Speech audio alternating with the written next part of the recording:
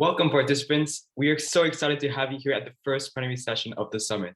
The entire Global Summit team has put so much time and effort to ensure this event is of the utmost quality. The result, a total of 29 highly engaging workshops, an SDG sandbox, a dolphin pool, and of course, our plenaries. But first, an introduction from the plenary team. I'm Ilyas, one of the heads of plenaries, and I'll be joining from France. I'm very honored to take part in this E3 summit as an executive member. And my name is Amaya, the co-head of plenaries. I'll be joining from Sri Lanka. I am Snata, a member of the plenary team, joining from India. But before we begin, we have a few important announcements to make. Like the past Global Summit, you are surrounded by people from throughout the world, meaning you have the responsibility to act as exemplary global citizens. That means each and every interaction you have with people you meet here, whether that be participants, executives, and presenters, has to adhere to the highest standards. Any rude or disrespectful behavior will not be tolerated under any circumstances. Furthermore, if at any point in time during the Global Summit you have any questions, you may visit the help desk, which will be open 2 hours before and after the summit to answer all your questions, whether about the summit, one of MUN Impact's many programs, or if you're just facing any technical difficulties. The link to the help desk will be shared in the chat momentarily. Now, without any further ado, we will be taking a look at our E3 Summit video.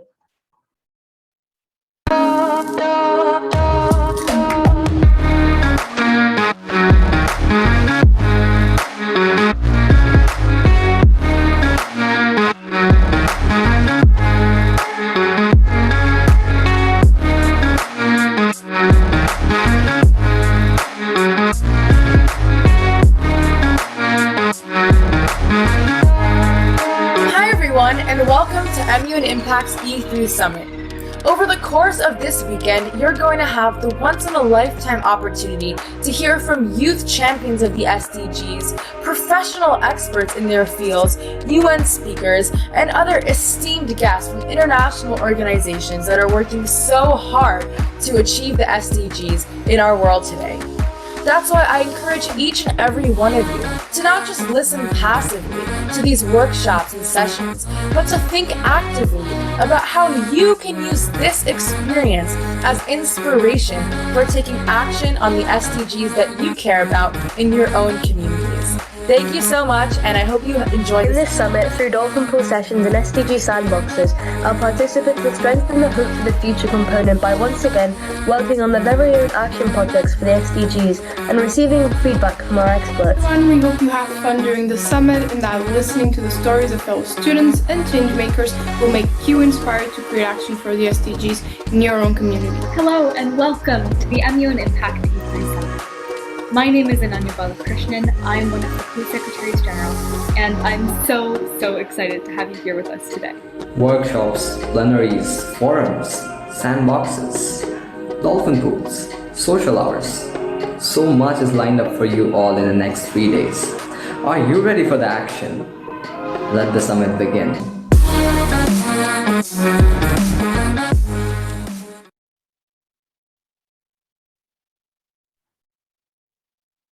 Now, we will be inviting Eva Young to start off the first plenary session of the E3 Summit.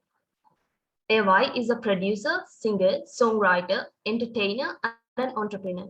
He powers his concerts using renewable energy. He was recently named a UN Youth Leader for SDGs and performed as President Biden's inauguration.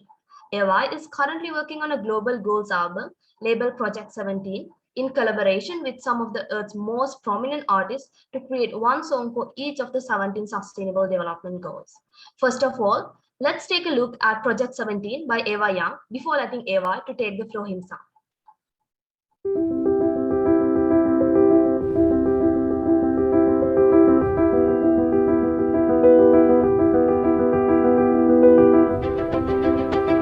A local hip-hop artist makes an international name for himself. He is the first artist to power his concert with 100% renewable energy. It is a real honor to recognize Mr. A.Y. Young, the founder of Battery Tour. It's incredible. Can't wait for you to see this. The United Nations is now throwing its support behind him. Mr. Young has made a big impact in his young life, born in 1991. He's a singer-songwriter, a dancer, producer, entrepreneur, and sustainability advocate. He's staged and performed more than 800 concerts.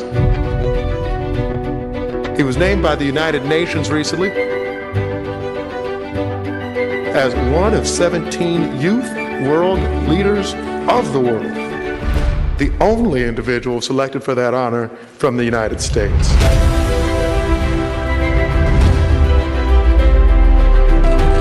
I'm looking forward to stimulating this local economy further, bringing entrepreneurs together, bringing businesses together, bringing the world together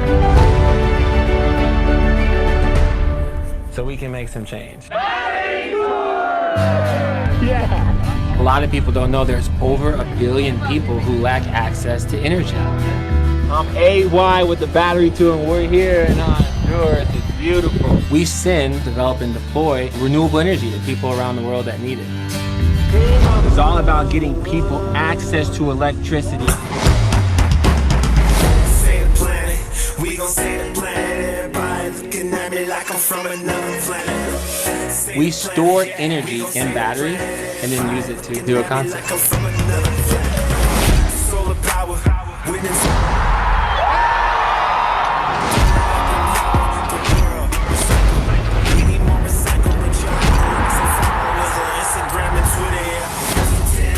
I always wanted the world to hear my music, this message of positivity and spreading love. I just wanted to say hey to the world. You know, it's okay to be yourself.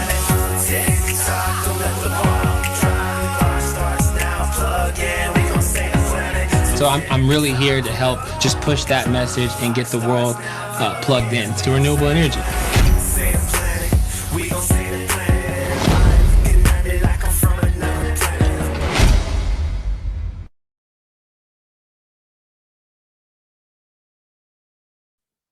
Yo, what's up? Can you guys hear me? How you doing? I'm literally on the road right now too. I'm heading actually to Napa Valley to play with Chris Stapleton and like so many different awesome artists. But yo guys, I'm happy to be here. What's up? I'm AY Young. And yeah, I think I just want to talk to you guys about like change and like where change comes from, because you know, now that you kind of saw my journey, I think change comes from passion, and it's about like taking a step every day. Like I talk about how everyone's an outlet. There's an outlet on my shirt, right? That's like the logo of the Battery Tour, like an outlet, right? Yo, it's good to have you too, Andrew. What's up? Yo, so I think everybody's an outlet for change, right? And we all have to take like a step, you know, toward our dreams and goals. And I think we can, if we can all come together, you know, and use our passion, you know, we can really make change. I think that's where it comes from. So really quick, I don't have a lot of time, but I'll tell you guys like a little bit about my story, a little bit more about it, and then like maybe a little bit about Project 17. If you guys want to know what I'm doing with Project 17, you know what I'm saying? And then we can do some, maybe like a Q&A, and I think I'm gonna like do like a little, show you guys a little pre-recorded live performance. So anyway, I got my start on this TV show called The X Factor, right? Yeah, The X Factor TV show. And I got like 4 yeses off the show, right? Like my judges and mentors were like Britney Spears, which pray for her, bless her heart. She's going through a lot. I did not even know she was going through all that stuff when I was with her. But Britney Spears, L.A. Reid, Demi Lovato, you know, Simon Cowell, those were like my judges, and I was on, you know, the X Factor TV show. And I got off the show. I got 4 yeses and did a lot of things, went through it. Got off the show, and I wanted to say hey to the world. You know what I'm saying? Free Britney, what's up? Yeah, I wanted to say hey to, I see you, Cody. Yeah, I wanted to say hey to the world. I wanted people to hear my music, you know, and I would try to open up for different acts, you know, play at this, you know, open up for, say, Justin Bieber or this person or that person or this smaller artist or what, right? And I would get hit with all this stuff like, well, how many followers do you have? You know, and I didn't have 1 million followers. What the heck? And by the way, if you guys are listening, you do not need to have a bunch of followers to make a change or to do what you love to do, right? Like, you do not have to do that. Like, I'm a perfect example of not having 1 million followers, but making an impact, right? Okay. Secondly, you know, people would ask me when I tried to open up for artists, well, how many tickets has your last tour sold out? And it hadn't sold out any. Gosh dang it! I just I got off the show, right? So that's when I was like faced with this like decision. I'm like, oh my God, well, screw this, man. I want to be like Ed Sheeran. I want to be like Andy Grammer. Like these guys, Bruno Mars, they're doing shows every day. They're doing what we love to do. And I think as humans, right, as outlets, because everyone to me in the world is an outlet for change. Like we should be doing what we love to do, right? Like comment, guys, if you know what I'm saying, if you believe you know what I'm saying, because we should all be doing what we love, So then I was just like, okay, how do I power a concert and anywhere? And that's when I was like obsessing over energy. And I was like, oh shoot, like energy stores. We all need energy and food, right? And I found out we could store enough energy. You can store enough energy. You can power anything, right? And you can store energy in batteries. And so that's how I started. Like I started doing like these 8 to 10 hour shows that they weren't even called battery tour at the time, like I was just performing, right?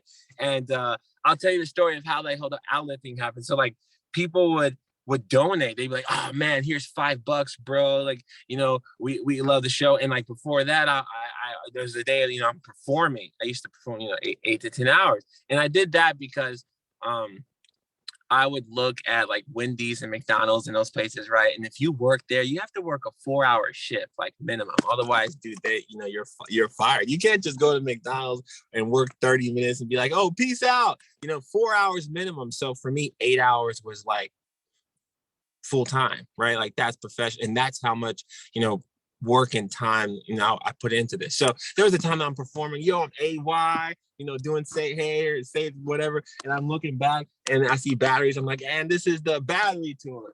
It wasn't chips at the time, it was batteries. But anyway, those are my snacks on the road, you know what I'm saying?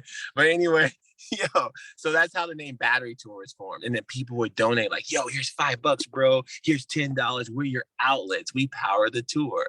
Oh, and I was like, oh shoot, you're right. You're an outlet. She's an outlet. He's an outlet. Everyone's an outlet for change. And that's kind of like my first eureka moment. I was like, oh shoot, well, I'm gonna take this money, right? This donation money, and go from city to city and state to state to go get the world plugged in, because everyone is an outlet. Boom. You guys feel me? You guys with me? Anybody with me? Comment if you feel me. So that's how like the battery to a journey started, like you saw in that video, right? And I'll say, hey, I'm with you. So and like along the way, I learned stuff. Like I was just in my car like this, right? I'm driving, I got the batteries and the solar panels in the back, not Cheez-Its and Doritos, you know what I'm saying? And I was like, oh shoot. And I'm driving through these cities, and like I found out that even in the US, there's places that don't have electricity. There's places that don't have internet. And I'm like Googling stuff, and here's what I keep saying, guys, about passion, right? Living in your passion, trying to do a little step every day. I didn't just wake up and become young leader. I didn't just wake up and have 800 concerts or 900 concerts, right? It was steps. And so now I'm in the car and I've been doing these shows and taking this donation money and going from city to city and state to state. And I'm looking up things because I'm like, what the heck? There are places that don't have internet or places that don't have power. And I do, because I got it stored right here, and then I found out over 1 billion people don't have electricity in the world. I was like, what the heck? 1 billion people are not plugged in? So that's when I was like, oh shoot, okay, I got to get the freaking world plugged in, because if everyone's an outlet, right, and plug into each other, I was realizing that if we're all plugged into each other on the local level, on the community level, on the national level, as a world, we can do anything, right? We can change the world together, right? Yeah, I know, right? Think global, act global. I see you, Rita, you know what I'm saying? So yeah, so I was just like, oh shoot, well, I got to build something to get the world plugged in. That's when I built that box with some collaboration, because collaboration is key. You can't really do anything by yourself. Everyone's working with someone, right? Even if they're behind the scenes. So, built that box that you saw, and I was like, okay, I'll use my passion. I'll take an action every day, because that's what an outlet does, right? So I can do a concert every day for 8 hours. What's up, Aniana? That's hard to say. What's up? So inspiring things. I can do like a concert every day, and I can raise enough money to send one person, one village access to energy. Every show, if I can, I try to raise enough money. So that's what I did. So since then, I've gotten like 17 countries plugged in, and powered over 800 concerts. And now I'm this crazy thing, this young leader, right?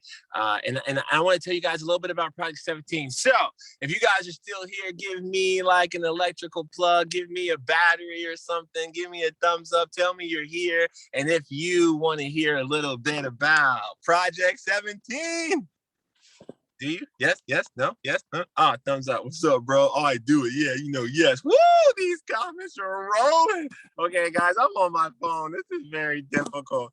Hold on. Oh, shoot.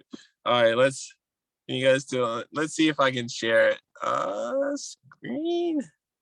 Oh, sometimes it lets me share my screen, but I'm not seeing that this time. This time around, it's gonna make me share photos individually. Guys, this is tough. Let's see. I might not have them on here. Well, we might just talk about it while you guys do comments. Oh, we do. Ooh, this is so tight. Okay, how can I do it? This is one. Okay. Well, I'll just share this one photo. That's all. Let's see. Can you guys see that? I wish I could show you guys the breakdown, but it's not like a photo saved on my phone. Okay, so this is kind of what we're doing. It's like We Are the World, like Michael Jackson times 17, right? There's 17 SDGs, right? Like one song for each. So what I'm doing is like this 3-phase project to bring the world together, and we're connecting, not just artists, not just activists, influencers, everyone's an outlet for change, and we're plugging them into what they're passionate about, what the goal they're plugged into.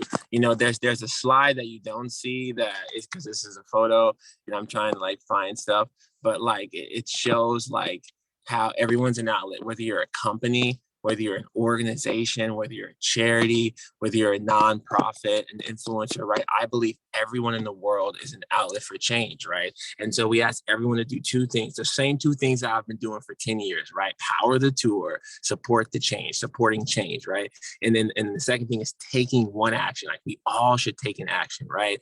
Toward this thing. So in this project, and this is why I'm actually heading to Napa Valley to play with Chris Stapleton and Miley Cyrus, and at the Bottle Rock Festival, and so many great artists, is to find artists that care about whatever they care about, right? And to get them to do this SDG album. This is the first step. I'm making the world's first sustainable album. I'm making an album sustainably, 1 song for each goal, and each song in collaboration with one or more of Earth's biggest artists. But if you're an artist, if you're a company, if you're an influencer, if you're a person like you guys, someone in this classroom, whoever's listening, if you're a leader, you still, to be a part of this, have to do 2 things because you're an outlet. You have to take an action, empower and support change. So say with the Head and the Heart, who is on Goal 17 so far, or Tech 9, if you ever heard of Tech 9, he's the #1 independent artist in the world. Or we've been working with Billie Eilish's team a lot. Billie Eilish, right? I'll be kicking with her like all next month, or all this month actually, in New York, for the Governor's Ball, for Global Citizen. We're working and talking with so many different artists. It's like, hey, power the tour, sing, right? Like, Billie, you can sing, girl. Like, people like your singing, but what action are you going to take, right? Like, is it like your next tour is going to have no plastic water bottles? That kind of concept. So that's the kind of change that Project 17 is bringing us all together, every facet of humanity, to come together and take an action, right? We can all take an action as individuals, whether it's, I don't know, donating time in a soup kitchen, whether it's, picking up trash, or, turning off the water early instead of just letting it run when you're brushing your teeth. Like, we all can actually come together and make a change. That's what I'm about. Also, really quick, guys, here's the thing, I got a question for you guys before we roll to the performance. Here's the deal. So I've been trying to talk, we've been talking to all these influencers. I talked about, I met or was told about the D'Amelio sisters, and we're getting into, it's like these TikTokers, right? Because TikTok is crazy. Like, this project, we're plugging everyone into the goal they care about, right? So like, I'm trying to work with Pharrell and Jade Smith, and we're touching base here soon now, finally with Pharrell this week, about doing the water goal, right? Because Pharrell cares about water, right? Like, there's artists that care about, like Lady Gaga cares about gender equality. So we're going to try to do the record with Lady Gaga, Lil Nas X, Dolly Parton for the gender equality song. You guys feel me, right? Okay, but with the influencers and things like that, it's like, you can have 70 million followers on TikTok or 100 million Instagram, or like YouTubers, right? But you care about something, right? And people are like, oh, the D'Amelio sisters. And here's the thing, I keep looking on TikTok, and I looked at the D'Amelio sisters, I looked at this person, that person, all these different TikTok influencers. What do they care about? So I want you guys to comment right now. Like, what I'm noticing is that we're following these hugely successful people, and we have no idea what they care about. In terms of the SDGs, like, do they care about gender equality? Does your favorite YouTuber care about, I don't know, animals, life on land, or life in water, sea? Does it care about what? Like, what are you, please tell me what your influencers care about. You know, it's funny, and I'll leave you one like little thing, you know, Kim Kardashian, a lot of people think that she's not smart or she doesn't care about things. Kim Kardashian actually cares about peace and justice, which is goal 16, and because her dad's a lawyer, she's studying to pass the bar. I didn't even know that, but like, it's amazing that we follow so many people and yet we have no idea what they stand for. Ingrid, SDG 15, that's what she stands for. That's dope. What about some of these YouTubers, yo? What are these people? What are some of these actors? Do you guys realize that we follow people and have no idea what they care about besides like jumping off of a freaking car and like making a scene? Like, what the heck? What are we doing? Paul Brothers boxing, nice. But what does that mean? Like, I'll look into the Paul brothers, but what do they care about? Like, what does Cardi B care about? Like, that's what I don't even know. You know what I'm saying? Like, what is Megan this stuff? We have all these, okay, of course, Leonardo, that's the homie. Come on, dog. We gonna try, we working on stuff. Here, let's open this up to just a discussion too. I just want to hear from all my outlets. I don't know how much time I have left. I can't wait to check all these comments. If you guys have any questions or whatever, just ask me real quick and I'll answer before we go to some performance. We got to wrap it up. Yeah, we can wrap it up now. This is about it. I'm good. I just wanted to hear some comments. If no comments, then I'm happy to be here with you guys. I don't know if they're gonna roll to like one of my performances, like say Save the Planet or something, but I'm totally clear to roll and I'm really happy to get plugged in with you guys. I'll say my last thing when I do these like conferences online, I don't know who I'm talking to, but I want to. So if you guys can find an outlet, right? You're probably plugged into an outlet, like somewhere in your home with your laptop or your phone's plugged into like a outlet. Well, if you could take a picture of that outlet or do a selfie with it and post that, tag the Battery Tour or find me, I will follow you guys and find you. Okay, I'll follow all of you. So that's how we can get plugged into each other. That's all I've got to say. I don't know what I'm supposed to do at this point. Should I just leave? Like, someone's got to help me out. I don't want to leave you guys hanging. Yo, I can't wait to AY, on behalf of MUN Impact, this is Lisa, the Executive Director. We're in the same time zone, so I can appreciate that it's dark outside, as it is for me as well. But thank you for your words of inspiration. Here at MUN Impact this month, we are all about SDG 7. So we have kids debating around the world. We have students taking action, writing resources. So we're going to plug you in to hundreds and hundreds of students around the world in 160 countries. Share your message, connect you to them on social media, and we appreciate you kicking off our summit and giving us a great jolt of energy. We wish you all the best in Napa, and if you're hanging with any famous people, invite me up.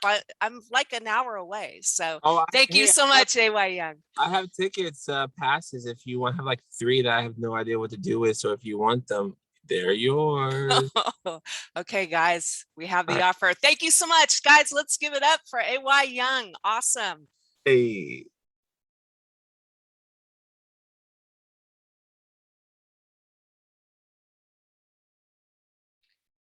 Thank you again, AY Young, for that brilliant introduction to the summit. What a great way to start us off.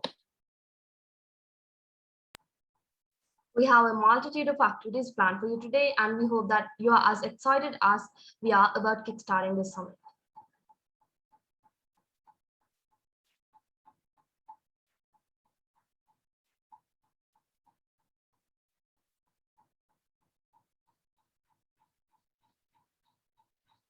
I would also like to take this time to remind you all that a video competition was launched a couple of weeks prior to the summit. The video must be a maximum of 1 minute long and will be marked out of 3 criteria: the content of your video, the presentation of your information, and the solution you propose to the issue. The deadline to submit the video is tomorrow at 14 UTC. So please make sure to submit your video before then. If you have any and all questions, please feel free to reach out to us through our email e3summitvideo.muni@gmail.com. We are looking forward to see your creative and educational videos.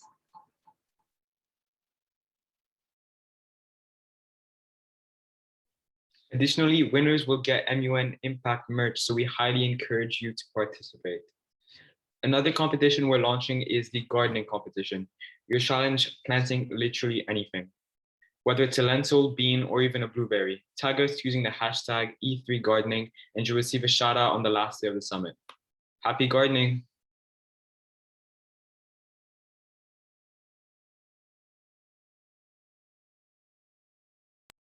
Next, we'll be inviting Snata, a member of the plenary team, to give the welcoming speech. Snata, the floor is yours. Greetings, Excellencies, guests, speakers, and honored participants. On behalf of the MUN Impact leadership team, let me welcome you all to the MUN Impact E3 Summit. It's a pleasure and honor to be here. Allow me to quote the 32nd President of the United States, Franklin D. Roosevelt, who mentioned, "We cannot always build the future for our youth, but we can build our youth for the future." The purpose of the summit is to demonstrate that transformation is possible and is happening right now in so many places with so many innovations and with the engagement of so many different people. And it starts with you, the youth. We hope that this interest will translate into many more commitments and actions. It bears repeating that the 2030 Agenda and its 17 interlinked SDGs cannot be achieved without the active role of its 3 spheres: Earth, economy, and equity. The SDGs continue to be a blueprint for a sustainable future. We are all here because we are committed to bringing the 2030 Agenda to life and to ensure that we live up to the shared ambitions and promises that we set out back in September 2015. If anything, our world seems to have become more complex since then, and our challenge is an opportunity to work better together. Every day, we see the ever-increasing dangers of climate change, the increasing risks of rising inequalities, the growing drumbeat of hateful rhetoric and xenophobia, and the growing challenges brought about by the mass movement of people. All this and more make the 2030 Agenda our shared roadmap of a people-centered and planet-sensitive future for everyone, everywhere, much more critical than ever. The good news is that we see the momentum of a movement to embrace the SDGs from all levels of the government and society today. We, as global citizens, not only have the responsibility to be aware of the SDGs, but also be actively involved in them regionally within our community. Because we refuse to sit back and watch. We who have been labeled as the change makers of the society have faith in our planet, our society, and most importantly, in ourselves. Without further ado, we welcome you all to MUN Impact's E3 Summit with sessions that highlight the profound collaborative and international fabric that makes MUN Impact and its events the melting pot of ideas and inspiration that leads to impact in our communities wherever we are in the world. The summit offers a range of opportunities to give you an enriching experience to unleash the locked potential and make it worth your while. From fine plenaries, various SDG workshops, interactive sandbox and dolphin pool sessions, to mind-provoking open forums and exciting social hours, we provide today's youth a platform to join this revolution of impact making by providing them with an opening to connect with like-minded individuals, to interact with accomplished thought leaders, and to utilize this opportunity to test their wild ideas. because we may not be able to solve all of the world's issues, but that is certainly not enough reason to try. Thank you.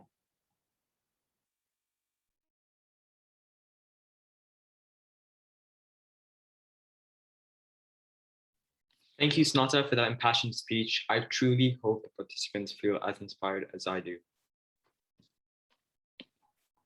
Next up, we are delighted to have Kekishan Basu here with us today. Mrs. Basu is an environmental and human rights activist, founder president of Green Hope Foundation, United Nations Human Rights Champion, winner of the 2016 International Children's Peace Prize, and also the winner of the first ever Voices Youth Legacy Award for Nuclear Disarmament. She is also the author of a book called Tree of Hope, which tells us the story of young people taking actions to mitigate climate change. Mrs. Basu, you have the floor now. Thank you, Maya, and hello, everyone. Good morning, good afternoon, good evening to wherever you are joining us here today. I'm very happy to be here with all of you. Now, we live in an unequal world, unfortunately, where the benefits of progress are restricted to a select few and where the majority continue to be bereft of even the basic human rights. And now, with the global population set to cross 8 billion, we risk accentuating this inequity with fast dwindling natural resources that gets exacerbated due to the impacts of climate change and biodiversity loss, war, and strife. And hardly any of the actual inequity gets highlighted in the public domain, given the fact that the media is often manipulated by those in power who present their narrative guised as progress, while the gap between the haves and the have-nots widens further. And now the pandemic has been touted as something of a great equalizer, impacting the richest nations and communities with the same impunity as those in the global south. But here again, we have this terrible imbalance with the pandemic amplifying pre-existing inequalities and disproportionately impacting vulnerable regions and communities. And with calls for building back better echoing in all quarters and multilateralism being widely acknowledged as the new mantra for resilience, we did witness a brief period of cooperation amongst nations and stakeholders. However, this was again submerged as the vaccine rollouts commenced. And while developed nations have vaccine stockpiles amounting to 7 doses per capita of its population, but at the same time, thousands of doses being trashed as they cross the expiry date, entire regions in the global south still remain unvaccinated. And really, the question is, how difficult is it in this day and age of high-tech logistics to adjust supply chains so that excess doses don't go wasted?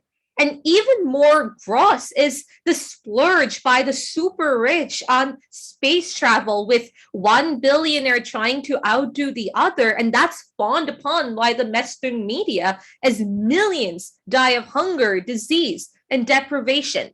So it's this injustice, this subversion of equality that we at Green Hope Foundation have been fighting against, not by striking or marching on the streets, but by empowering those who are the farthest first through ground level action, while simultaneously amplifying the voices that have traditionally been ignored at the highest levels of decision making.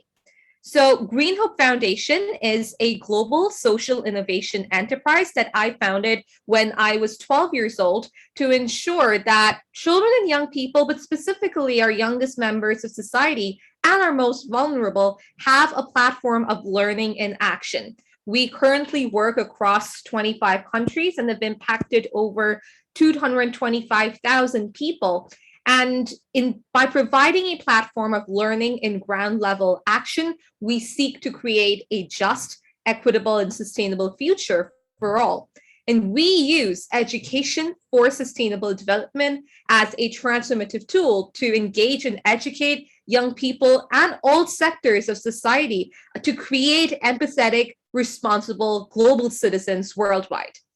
Green Hope Foundation has had a long-standing relationship with the United Nations, being accredited to UNEP and the UN Convention to combat desertification and drought. But specifically, we have a very close working relationship, and the SDGs are very, very close to our hearts. Because I personally, when I founded Green Hope Foundation just after Rio Plus 20, I decided that it was really important that we were also involved in all of the decision making that led up to the creation of these 17 goals and 169 targets, which we were. And 6 years ago in 2015, I was the youngest out of the 193 people, each representing a UN member state, witnessing the adoption of the Sustainable Development Goals during the UN General Assembly. And I had said then that the decisions that we make today will impact our future.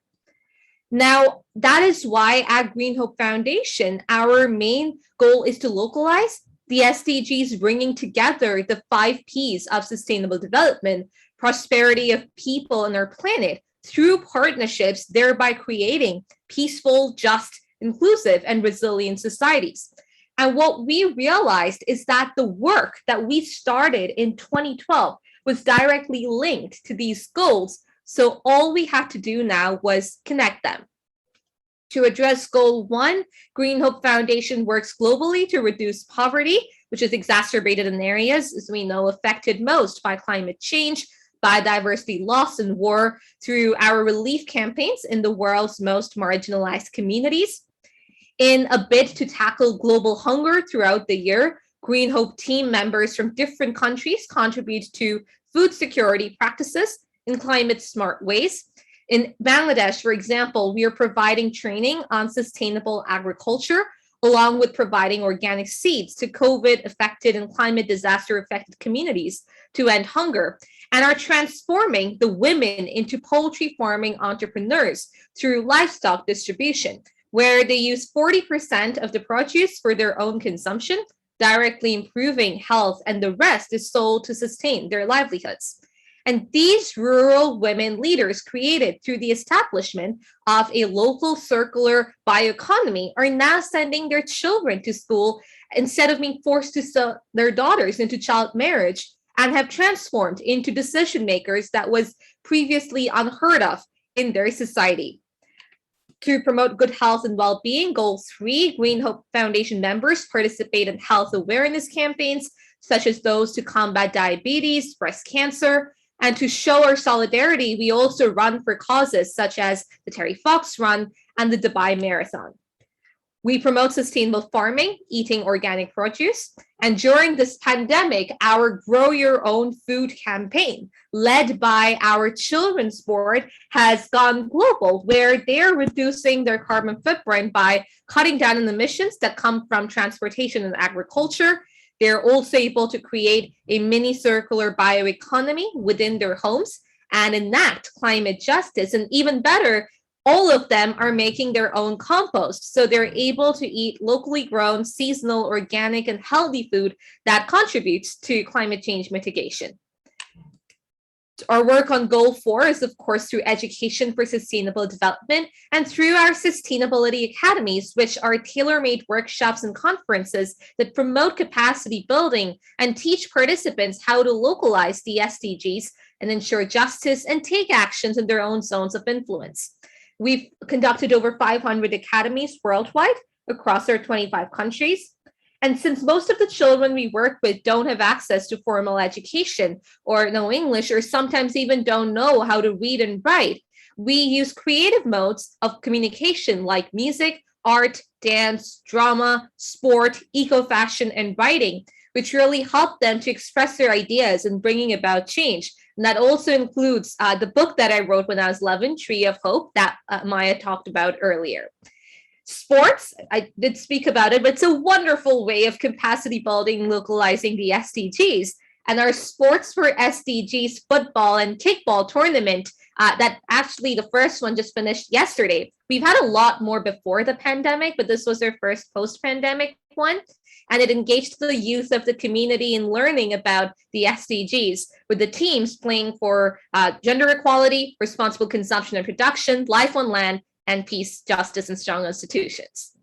Now, obviously, we are in the midst of a pandemic. So the first thing that we did was take our advocacy online, where we've conducted over 95 high-level webinars in the past year of the lockdown, with some amazing speakers from President Mary Robinson, the former Prime Ministers of Canada and Greece, the President of the UN General Assembly, to civil society leaders who are creating amazing change on the ground.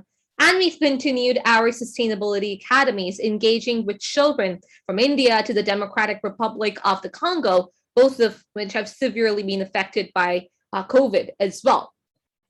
Now, gender equality is at the core of our work at Green Hope Foundation, focusing on empowering women and girls, especially in marginalized societies, as they're the ones most often left behind and live in areas affected most by climate change-induced disasters, from floods, storms, typhoons, which only exacerbate the inequalities they face because of their gender.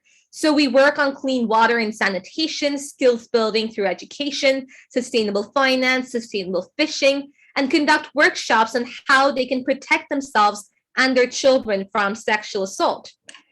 During the pandemic, we initiated a web series, Women Impacting the World, where each episode interviewed an iconic global leader about her journey, her challenges, and how she overcame them in order to inspire young girls.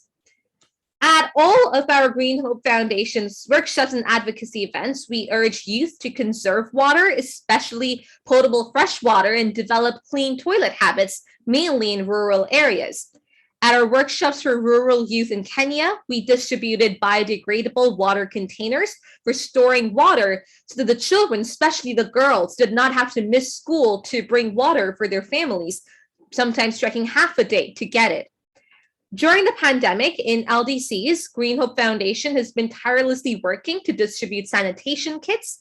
And most importantly, during this pandemic, we have installed deep bore tube wells in villages in Bangladesh. Prior to this installation, the children and the elderly used to die from mysterious diseases caused by drinking contaminated water. But through the installation of these deep bore tube wells, we've been able to provide them with clean, arsenic-free water. We have built toilets to ensure the proper hygiene and sanitation of the people in the village, especially the women and girls who previously faced the risk of snake bites and trafficking when they went to relieve themselves in the fields at night. And these toilets also contribute to the creation of safe spaces for them. And most recently, we built toilets in another village as well, next to the school in their rural community, to ensure that the children, and especially the girls, have a safe and healthy environment at their school. We've also installed rainwater harvesting systems in villages affected a lot by heavy monsoons, using the excess water that comes from the continuous rainfall. Now, I was really glad to hear that you at MUN Impact are focusing on SDG 7 this month, because that is something that a lot of our work focuses on as well. So Green Hope Foundation has been promoting the adoption of clean energy, as well as energy conservation, for instance, through our active participation in Earth Hour campaign since 2013. And to provide clean and affordable energy for all, we've distributed solar lamps to thousands across Nepal, Kenya, and the Run of Kutch, which are the salt pans of India. Our project Powering Education in rural Liberia installed a solar panel grid, installing solar panels in homes, schools, and the community center, as well as solar streetlights in the town that was so far without electricity. And it's a climate smart way for ensuring that electricity reaches the town, because we're using the clean and renewable energy in the form of solar energy.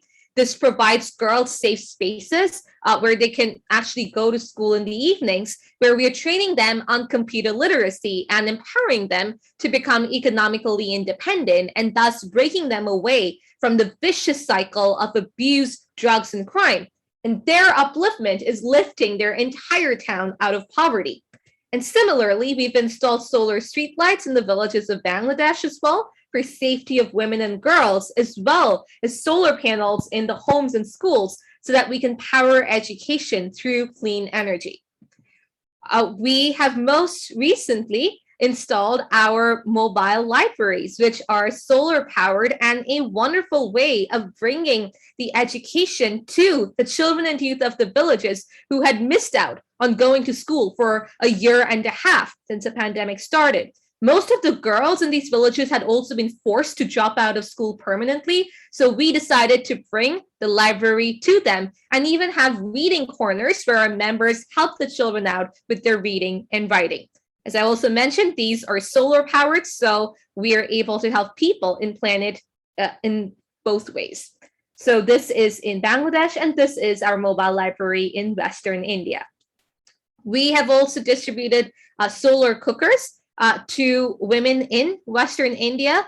A lot of these women are daily wage earners and have to leave really early in the morning and come back at around 4 p.m., which means that their children often go hungry. But with these solar cookers, they're able to leave the food in there and allow it to cook. And by the time they come back, the children have been able to eat. And the solar cookers also ensure that they don't use or inhale the poisonous fumes from the cook stoves that they previously used to use. Our work on Goal 8, decent work and economic growth, is through the creation of local circular bioeconomies, working with coastal communities to propagate concepts of sustainable fishing to ensure that marine systems continue to be bountiful while providing decent work opportunities for communities that depend on them.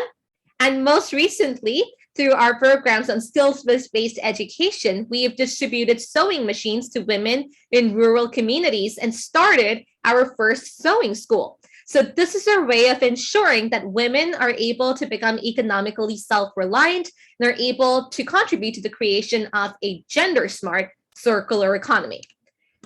Our work on Goal 9 is a lot through our work on with private sectors and industries. Now, the private sector and companies, they receive a lot of criticism, and rightly so, about their role in unsustainable practices. And this is exactly why they cannot be left out of the climate and sustainability dialogue, because only through their engagement will we truly be able to move towards sustainability and equity. So we engage hotels and on sustainable tourism, educating their employees on recycling, waste management, using locally sourced ethical fair trade products, as well as the construction industry, conducting workshops for their engineers and architects on how they can make their buildings more sustainable. To bridge the digital divide, just a few days ago, we've now provided routers to several rural communities to help the children connect to online classes and continue their education. Our work on Goal 10 is to bridge the opportunity gap by reducing inequalities through the empowerment of marginalized sections of civil society that have most been impacted by environmental and social inequities all across the world. So we've engaged Rohingya refugee children in Kutupalong, the world's largest refugee camp, children in the Syrian refugee camps, homes for children of prisoners in Nepal and Kenya, homes for HIV-positive children in Nepal, orphanages, children on the streets, in line with the SDGs mandate of leaving no one behind and ensuring a life of dignity for all. And Green Hope Foundation also conducts workshops at retirement homes for intergenerational solidarity so as to truly leave no one behind. Now, we complement our conferences and workshops with ground level work because grassroots actions are absolutely crucial for global impact. We've conducted over 538 cleanups of beaches, parks, canals, ravines. We've recycled over 250,000 kilos of waste, and our members have gone door to door to promote awareness about waste segregation to improve community awareness in order to reduce urban waste generation and enhance recycling and upcycling habits. Our work on Goal 13, climate action, we believe that tree planting is the simplest yet most effective way to mitigate climate change. So we've planted more than 300,000 trees across the world. For our advocacy on Goal 14, Green Hope has been working on the conservation of the endangered sea turtle and river turtle, all of whom are affected severely by both sudden warming and cooling climates. and spreading awareness about its habitat protection so that the turtles can nest safely. For Goal 15, Life on Land, we work on mangrove conservation, which is one of our key areas of action. And these fragile ecosystems are reeling under the impacts of urbanization with plastic pollution, as well as suffering from climate change. So our members kayak into these mangroves, collecting tons of plastic trash and aid in its regeneration by planting these saplings. And since mangroves are the best natural barrier against climate change-induced sea storms and typhoons and form some of the largest carbon sinks in the world, we have planted over 6,000 mangroves all across the world, from Suriname to Kiribati, to the Sundarbans, to Bali, to the UAE.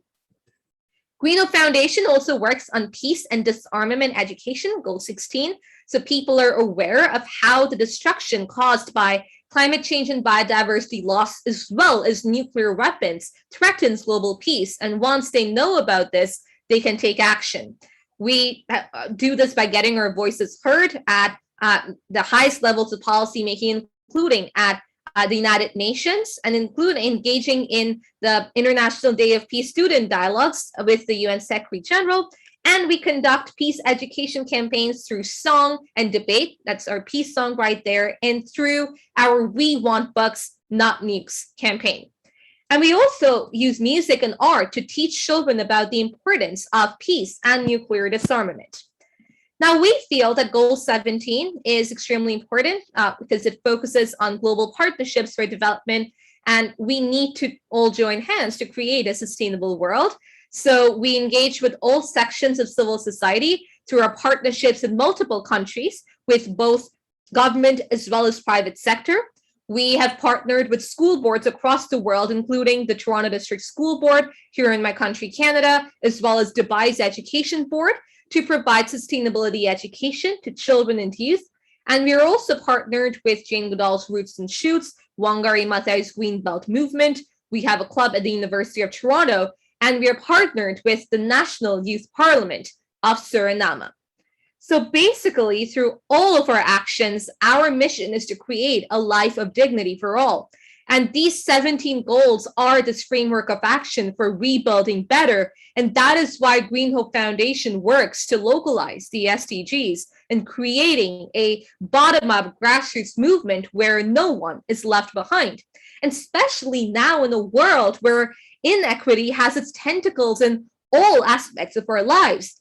And the part of that I find most bewildering is that the subject of equity and the lack of it is not a modern day vexation. It has also troubled philosophers for ages, including Aristotle, who describes equity as either a corrective exception to justice or its culmination.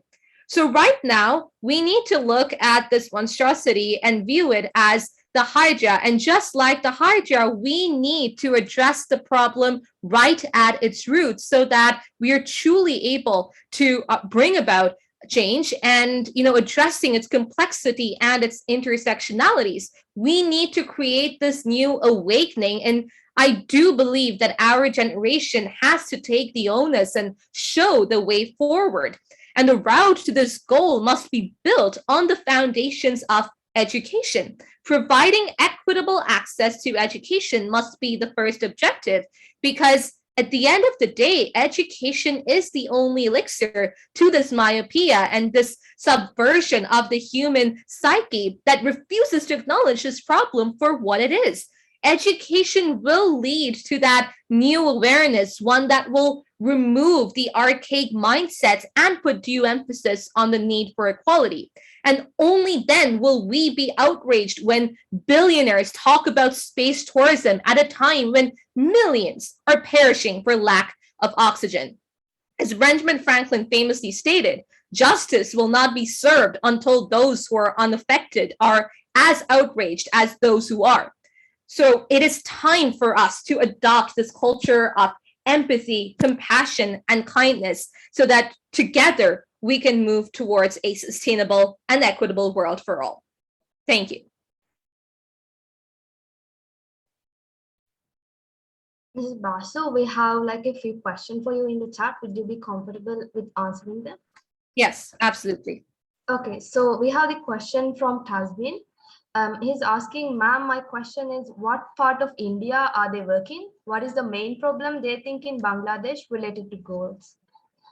So our work in India is actually all across. So in India and Bangladesh, we work in the Sundarbans, which is the world's largest mangrove forest. So our work there is focused on mangrove regeneration, as I mentioned. We work in Western India with our work on solar energy and solar lamp distribution, as well as through our mobile libraries. And in Southwestern India, we work on our Grow Your Own Food campaign, and that's where our India chapter head is based. And she has this amazing farm where she grows her own fruit, from papaya to mangoes. It's amazing. And our work in Southern India is on food security and land degradation neutrality. So we work on planting fruit trees and educating children and youth and women about the importance of moving towards sustainable food security practices. So, and in terms of what they think about the work that's done in Bangladesh, some of the problems are similar, some aren't. So it's really about just looking at what are the best practices and scaling them to the ground, which is something that we honestly do in all areas of our work across our 25 countries, really looking at what works best and then scaling it down or up to meet the unique needs and wants of that particular community or region. I hope that answers your question. Thank you, ma'am. Yeah, thank you. That was so awe-inspiring. So I think our next question comes from the Q&A box. And from Tanisha, we have, how does your organization take action globally while residing in one country? Yeah, thank you for the question. So we don't reside in one country. I am in one country. Our members are all across the world. And the best part of our work at Green Hope Foundation is that we never go to a community and tell them what to do. It is us working with the community, and our chapter heads of each of the communities and the countries are all those who are from those very places and who've experienced the challenges firsthand and want to bring about change in their own zones of influence. So we, as a core group that consists of our 25 chapter heads, we just come together to discuss what the best practices are and what a potential avenue of creating a solution can be. But at the end of the day, our work is all at the grassroots and our members take it forward on the ground. So for example, the examples that I was giving during my presentation of Liberia, for instance, our chapter head is from the very community and he grew up there, where they're now installing solar panels and solar streetlights. Our members in Kiribati who work on mangrove restoration that have been cut down by urbanization, they're the ones who are affected most by climate change on a daily basis. So they are the ones who take action there. For me personally, in Canada, although I am the founder president and the chapter head, I guess, of Canada, we take action in our own zones of influence over here through river turtle conservation and organic farming at our Green Hope farm here. So really, we are all on the ground, and it's not just us telling someone to do an action from another country, because we actually fight against that. It is all about the bottom-up movement within those countries. Again, I hope that answers your question. Thank you, Miss Basu. Sorry for your speech. I found it really interesting and definitely very inspiring how you can bring different people together and to achieve one common goal. Another question we have is also from the Q&A box. From Aman. Do you think equity and equality goes hand in hand? Yes, I do think equality and equity go hand in hand. I mean, we are all about, equality and ensuring that everyone has equal rights, equal access. But at the same time, equity is just about ensuring that equality is tailored to the specific needs and wants of the people whose needs we are addressing. So absolutely, they go hand in hand. It's just a different way of showing how exactly we are able to address the needs and wants of those who are the farthest first. Okay, Mrs. Basu, we have one last question from the chat. The question reads, what could the United Nations do to improve dialogue and action on the SDGs by youth?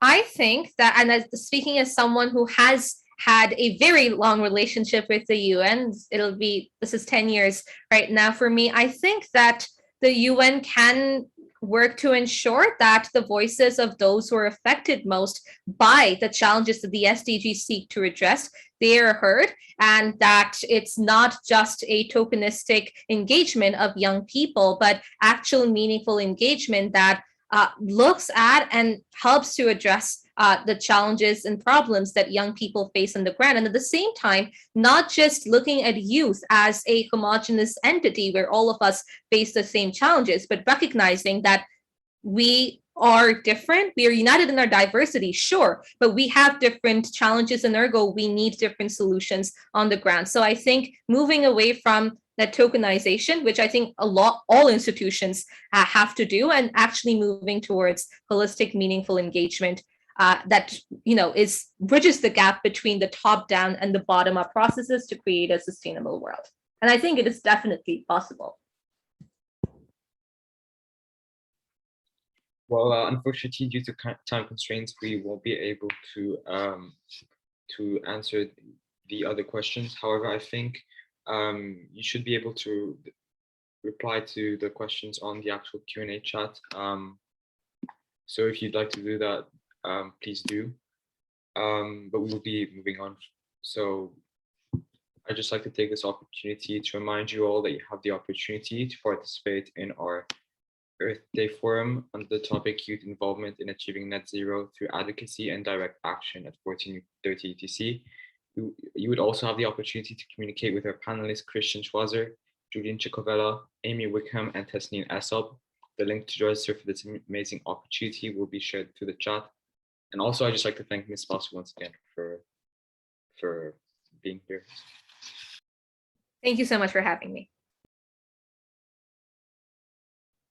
Yes, thank you so much, Mrs. Basu, for that very fine speech and inspiration. We were honored to have you here today at our very first plenary session. So now, without any further delay, I would like to thank the amazing partners of our Moon Impact community for continuously supporting us to make this E3 Summit a reality. So thank you to Best Buddies, One Shared World, Education for All, Aries, Girl Up Pakistan, Creative Visions, Thirst Project, Emory University, One Sky, and Innovate.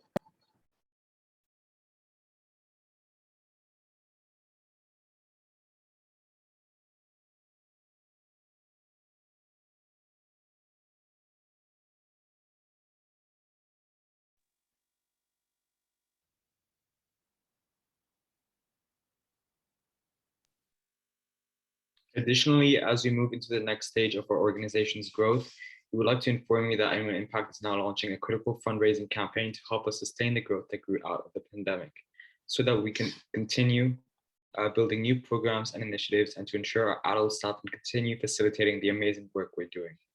All of MUN Impact's programs, events, and initiatives are 100% free to all students around the world.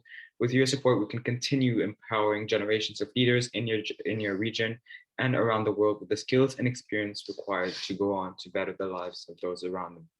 If you have benefited as a member of our organization, please consider sharing our hope for its continued success by contributing or encouraging others to contribute to our donor boxes. Every little bit helps. Pay it forward and create a better future, and invest in youth today. The link to the donor box will be shared in the chat. Now we'd like to welcome our Co-Secretary General of the E3 Summit, Vedant, for a few opening remarks. Sure, thank you. And excuse me for my video and light. We are facing some heavy rains here, but with the torch here and ready. This also is in continuation with the spirit that we all have been upholding at MUN Impact to forge through and make it regardless of all the difficulties that we face. So today, as we are right at the beginning of the summit to witness the 3 iconic days ahead, I would like to share some insights on why this summit, why this effort, why this endeavor. At MUN Impact, we all say it's for impact.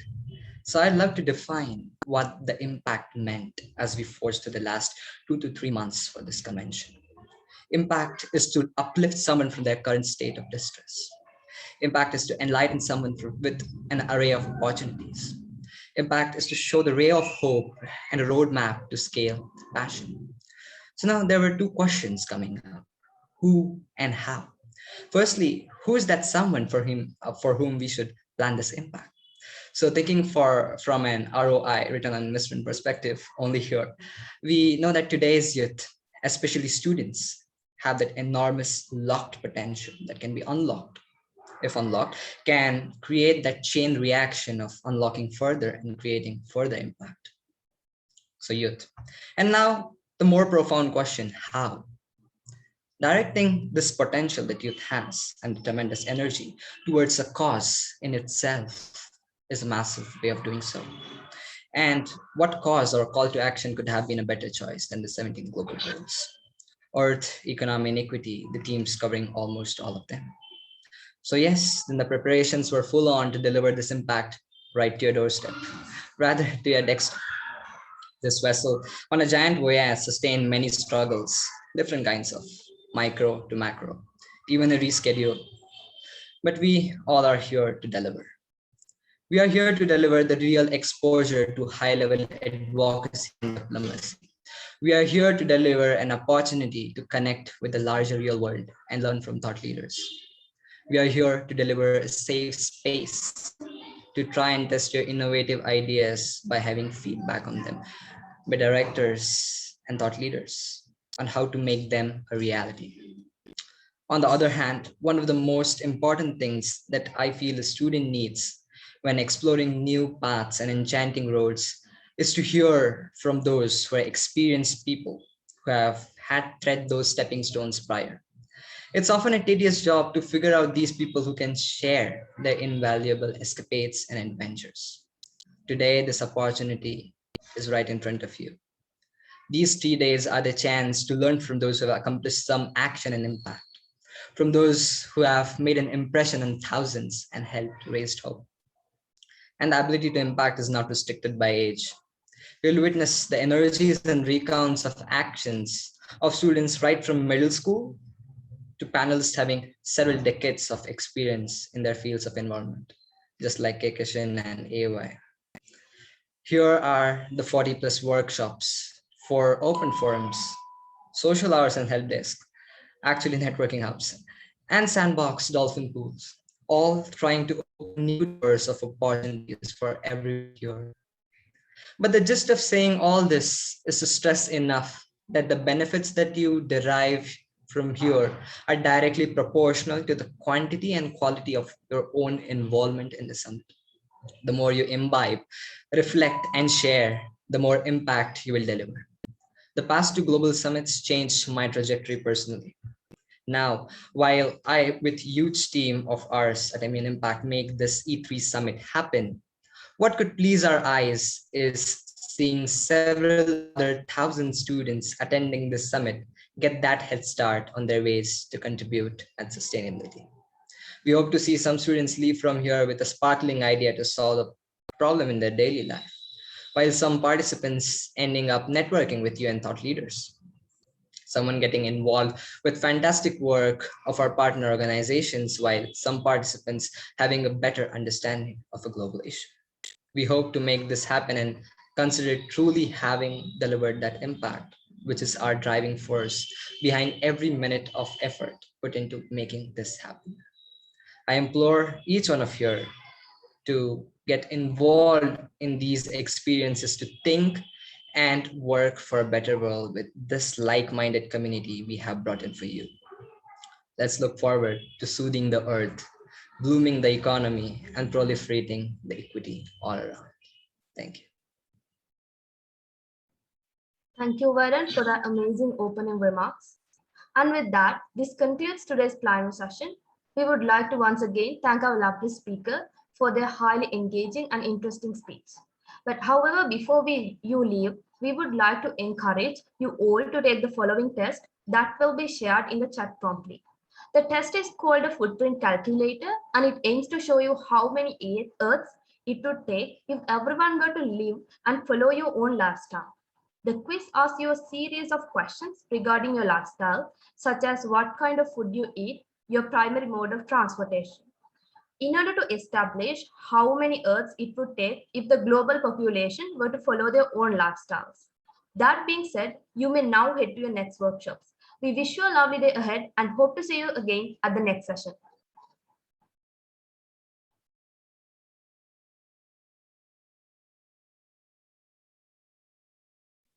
Thank you all for coming again. It was a pleasure having you all. And as Amaya said, you may head on to your next sessions.